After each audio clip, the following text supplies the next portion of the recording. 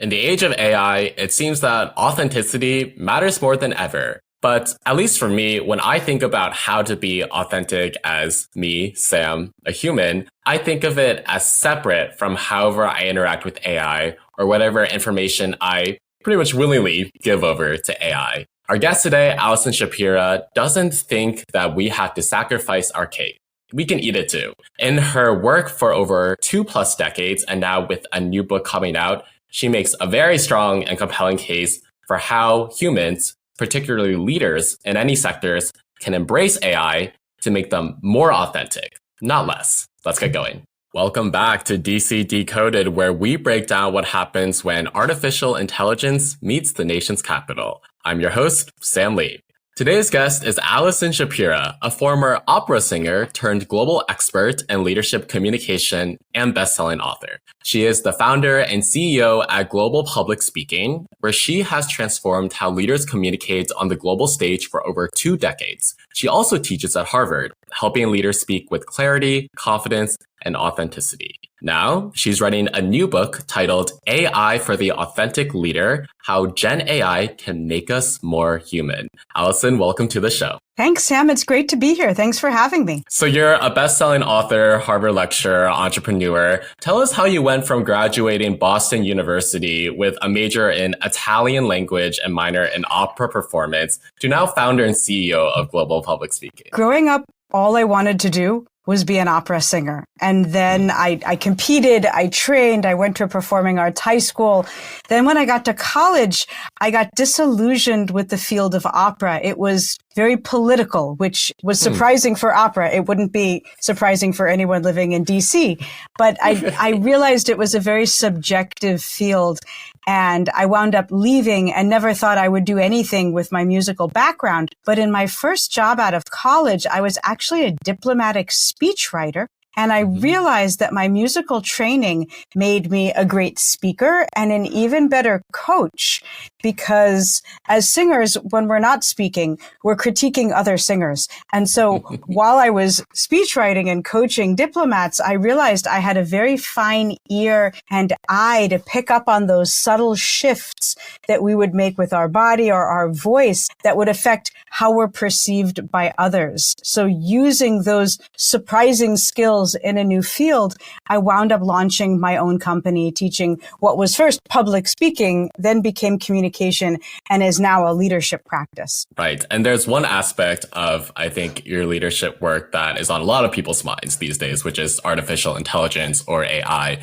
Recently, I saw you had defined AI as not just an engineering tool, but a general purpose technology. This was part of a longer post you had written titled Why Liberal Arts Majors Will Thrive in the Age of AI. So let's take that step by step. Break that down for me. First, define your definition of AI for the audience. And then second, why you see liberal arts majors as poised to thrive. Sure. And it wasn't just to justify my liberal arts education to my parents. I feel like I've moved beyond that.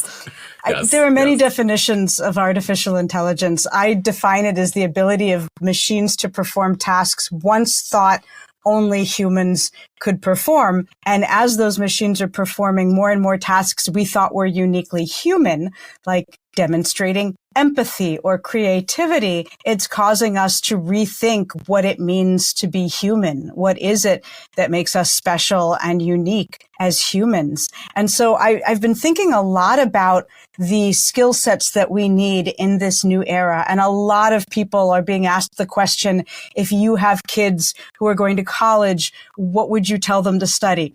Okay, I might not tell them to study Italian literature, but the tools, the skill sets of the future that I keep hearing again and again are the skill sets that we learned as liberal arts majors. Generalists who learn a little bit about everything, and then we can connect the dots on subjects from philosophy to comparative literature to intro to natural sciences. And so I think that well-rounded education that I received as a liberal arts liberal arts major actually gives me a competitive advantage because I'm not siloed. I'm not deep in the weeds. And I'll never forget doing a program at the Brookings Executive Education where a woman stood up and she said, "I'm a scientist. All I can see is what I don't know." She kept getting stuck in the limits of her knowledge, whereas a liberal arts major goes through life not knowing most things. So we're used to not knowing, and we actually look at that sense of curiosity and wonder and interdisciplinary thinking as a strength. And that positions us to be more well-rounded when it comes to how are we going to apply this general purpose technology, not just to our narrow field, but to everything that we see or do. And you're speaking from the perspective of somebody who still has ties to the classroom in 2025 through your lecturing at Harvard. So I'm curious, you just finished, as you were telling me, a semester at Harvard. How have you been incorporating first talking about AI with your students, and then secondly, using AI in the classroom? I've been using AI in the classroom for a number of years, even before we had generative AI available to use. Actually, about 5 years ago, app developers started to come to me to test their public speaking apps, and I noticed more and more of them were incorporating AI. And one particular company called Udly, with a Y, it was an organization that caught my eye, not just because they were using AI to help people improve their speaking, but because using their AI platform, you could upload a speech or record a speech of yourself and then get those AI analytics, but you could also share your speech with another human, a coach, an expert, an advisor, a friend, and then get human time-stamped feedback. And it was that combination of AI plus human on a single app that made me want to work with an organization like that. So I started to use those tools in the classroom. And then as other tools became available, I would experiment with them. And most recently, the Harvard Kennedy School actually created something called Ping Pong, which is like a series of customizable bots, or you would say custom GPTs, that faculty can create for their classroom. And so I wound up creating 3 custom GPTs for students. One was, what topic should I choose? Because students never know which topic they should choose for their speech assignment. What would Allison say, which is a chatbot trained on the feedback that I look for when giving a speech or when evaluating a speech. And then an experimental tool on bringing out your authentic voice. Wow, that is definitely feeling like a classroom in 2025. So I'm glad you are informing people of what's going on. I'm curious, you mentioned like 5 years ago, you had these AI app developers coming to you. I have to ask, like, what was the worst one that you experimented with? I wouldn't remember them if they were the worst one, but I'm known in the field of public speaking. So people would reach out and say, can you use this? Can you use that? There were great apps that were using gamification to help people reduce their filler words. There are some really clever apps out there. Right. Only positives here. I love it. Let's talk about DC now. So I think one thing when I think about speakers is at these events, it's not just about you in the audience or you on the stage. It's also about the networking that happens between events, at the bar, after the event.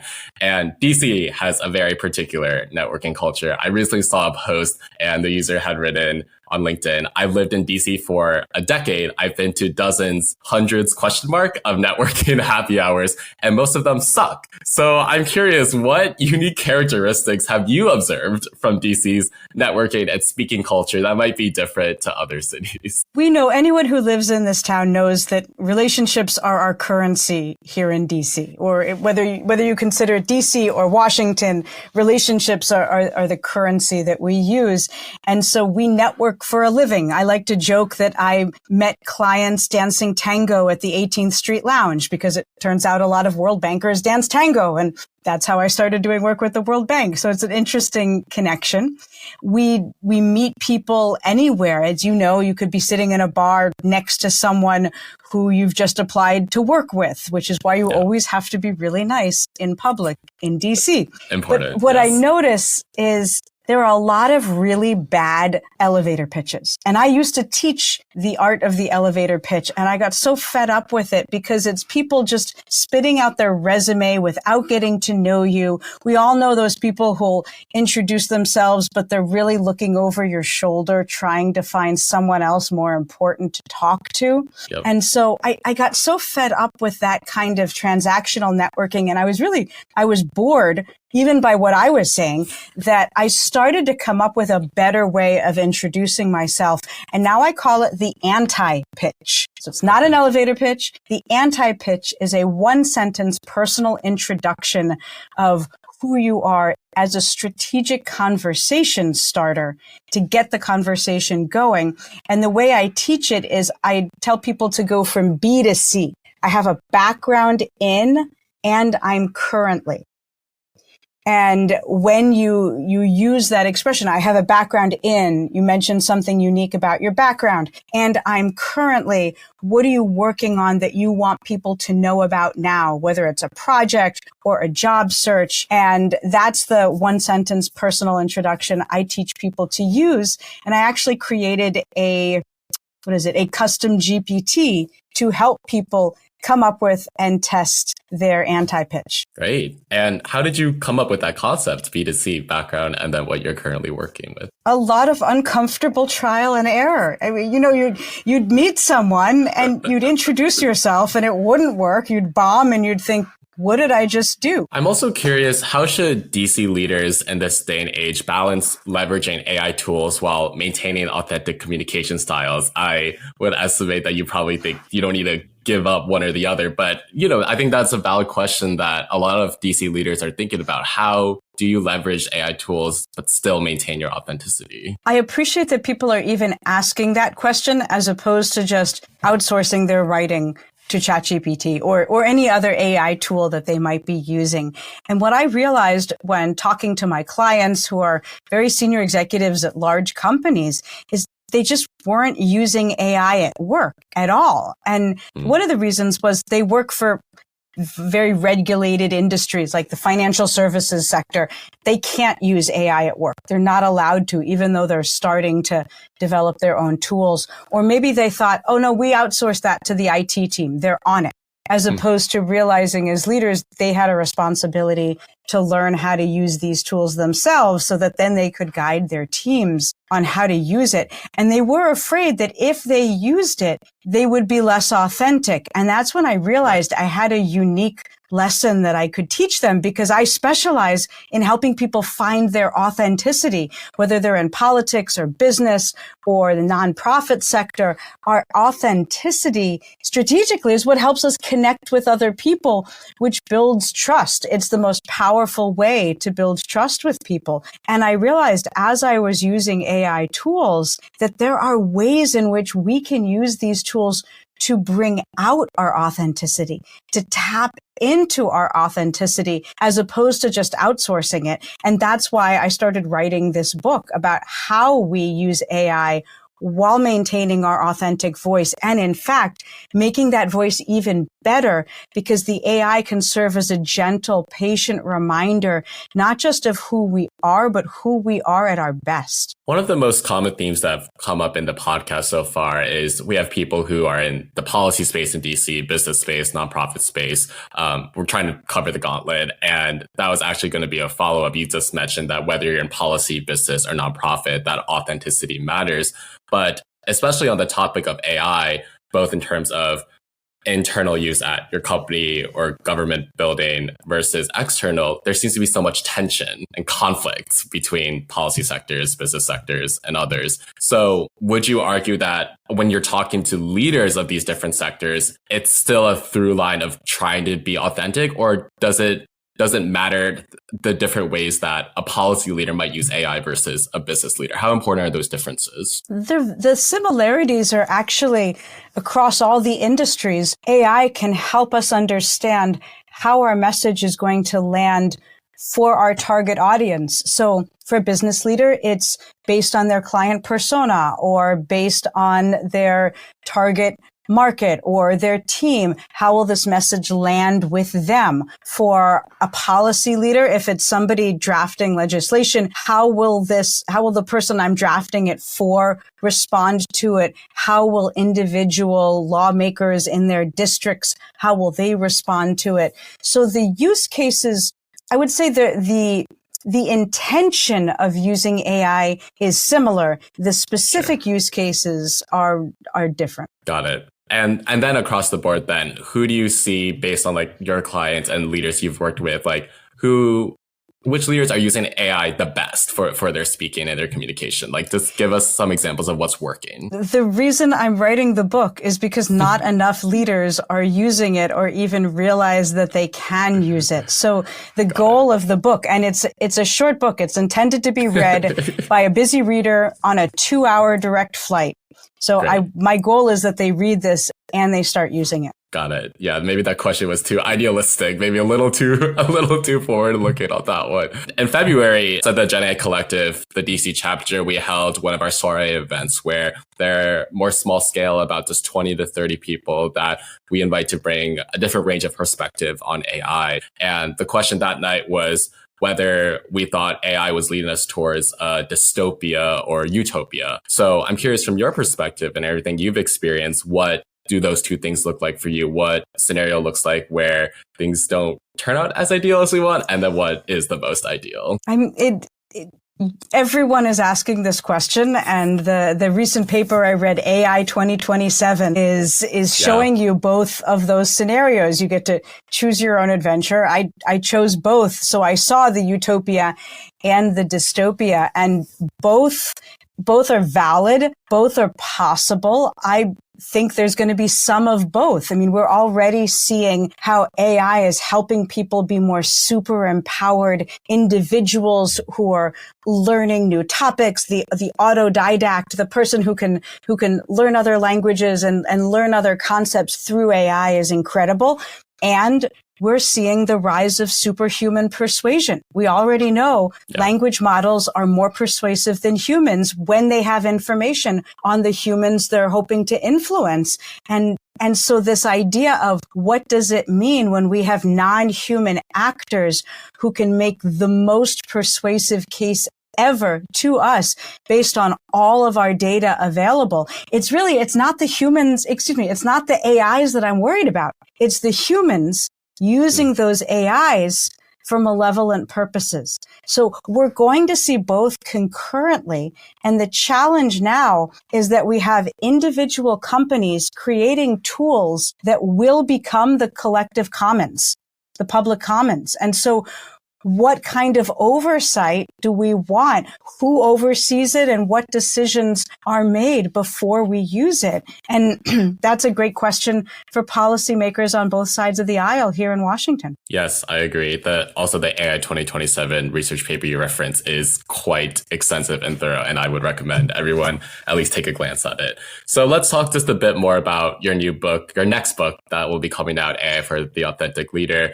And when you were announcing this book, you wrote that leaders face a choice when it comes to AI.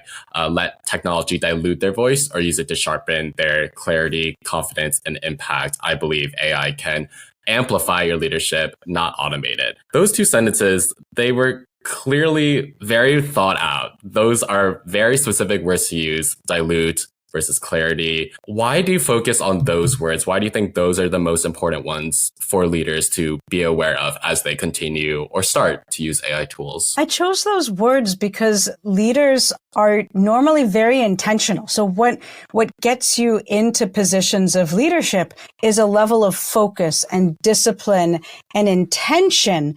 And so I wanted to use words that no leader would want to be associated with, such as dilute. Who wants to dilute their effectiveness? So it was really a cautionary tale for those leaders who just say, have the AI write it for me, especially when it comes to our communications, because we can very easily use AI to draft a cover letter, as I saw when I was advertising for a new job, and all the cover letters I received were copy pasted from ChatGPT. I could tell by the way that they perfectly merged the job description with their background, and it was actually the human written cover letters that were quirky, that were different, that were more personal, that stood out, and the candidates behind them stood out as well.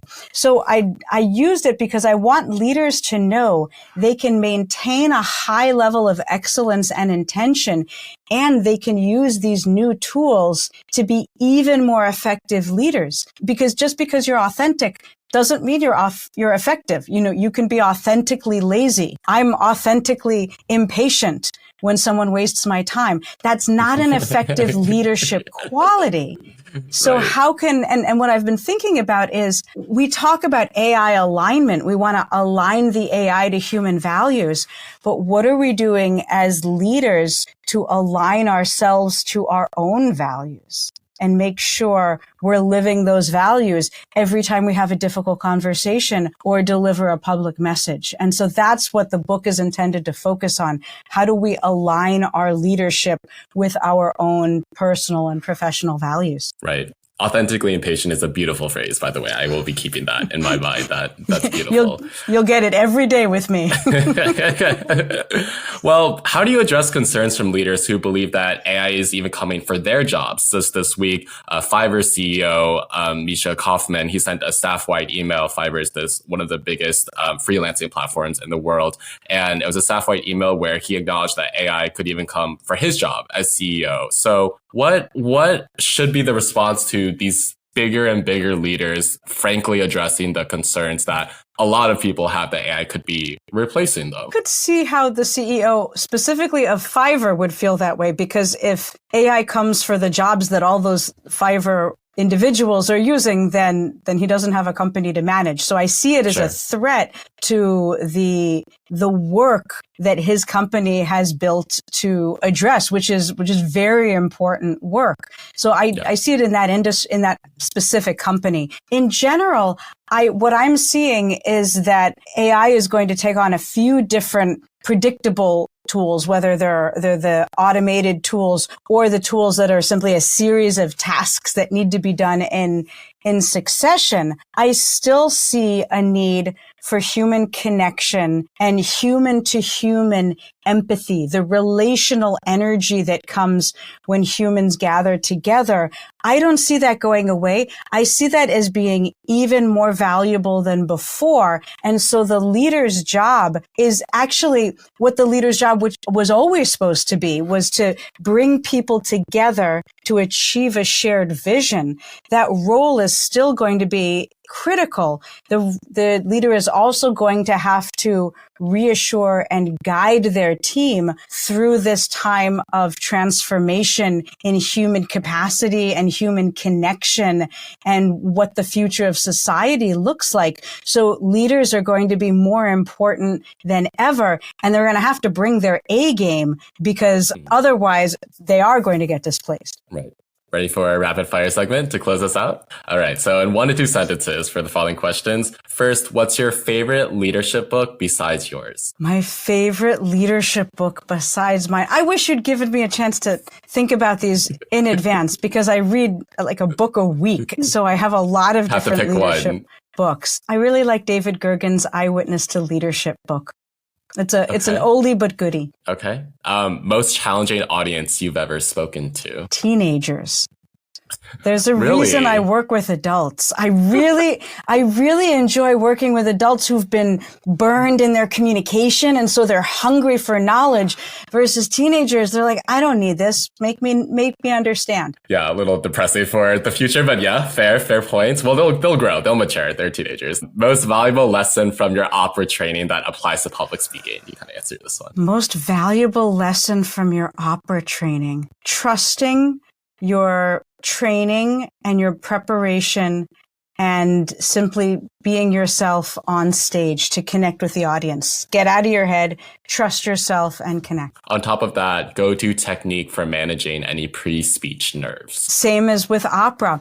Pause and breathe, which is a philosophy for living life. The pause and breathe means pause before you speak, or before you say that thing that you don't want to say because you're impatient, you're authentically impatient. Close your mouth, breathe through your nose, and then be intentional about the next thing that you say. And that micro pause will make you a better leader. One piece of tech you can't live without. That's not AI related. Let's boundary it. My headphones, so I can listen to podcasts. Or what headphones are you using? They're Apple earpods. Okay. I wouldn't say they're my favorite earpods, but this is the tech that I'm using. And then have a microphone. Yes. Most recent podcast you listened to then? I listened to the Hard Fork podcast. No, well, I mean, listen, I listen to 3 podcasts a day. So I'm listening to Diary of a CEO. I'm halfway through it. It's a 2.5-hour podcast about AI. Perfect. And then last but not least, most impactful speaking engagement you've attended, not given, in DC, preferably. It would be at Vital Voices, which is a nonprofit that empowers women leaders around the world in all sectors and all industries. And their headquarters are based here in DC. And I get to teach communication to these incredible women. And so they have programs here that I have attended, not taught in, but they always bring incredible women who are changing the world. Amazing. Allison Shapira, where can people find your next book, AI for the Authentic Leader? They can find me at AllisonShapira.com. That's Shapira with an A at the end, or connect with me on LinkedIn, and you will not be able to avoid it when the book comes out, because you will hear about it all the time. And that's how you know it's good promotion. Allison, thank you so much for coming on DC Decoded. My pleasure. Thanks for having me, Sam. That's a wrap for this episode of DC Decoded. I want to thank Allison again for her time. If you enjoyed this conversation, make sure to subscribe to DC Decoded on your favorite podcast platform, whether that's Spotify, Apple Podcasts, or YouTube. If you found this discussion valuable, we love it if you left a rating or review. It really helps us attract new listeners. And if you're watching or listening on Substack, consider recommending us. It's free and will help you and people in your circle find us as well. For more on the DC chapter of the Gen AI Collective, upcoming events, and ways to get involved via collaborations or sponsorships, check out the links in the show description. Thanks for tuning in. We'll see you in 2 Wednesdays for the next episode.